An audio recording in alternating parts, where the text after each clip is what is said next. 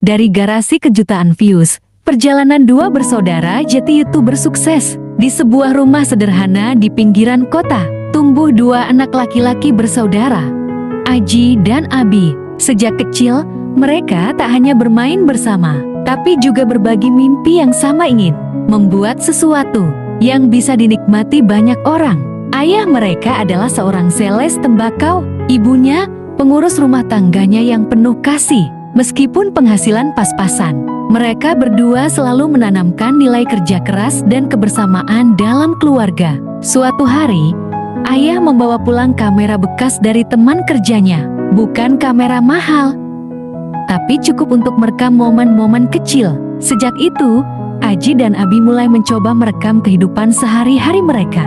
Dibantu ayah yang mengajarkan cara menyambungkan kabel. Bebe dan ibu yang kadang jadi pengisi suara karakter lucu. Mulai dari video mainan bekas, tantangan konyol di rumah, sampai vlog iseng, mereka konsisten mengunggah video ke YouTube. Awalnya hanya ditonton keluarga dan teman dekat, tapi komentar positif pertama dari orang tak dikenal membuat mereka percaya diri.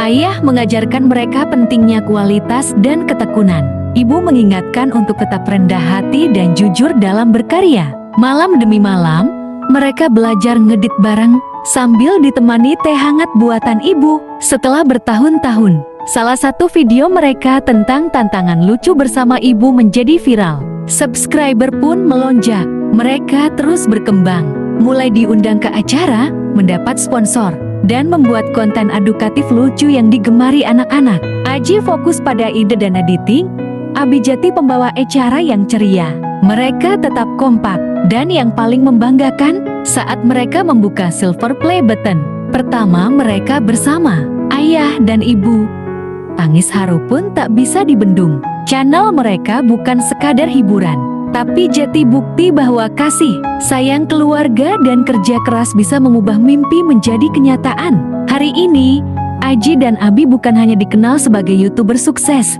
tapi juga simbol dari perjuangan dan kekompakan saudara. Mereka tak pernah lupa siapa yang selalu ada di belakang layar ayah dan ibu. Karena tanpa cinta keluarga, mereka tak akan pernah sampai di titik ini.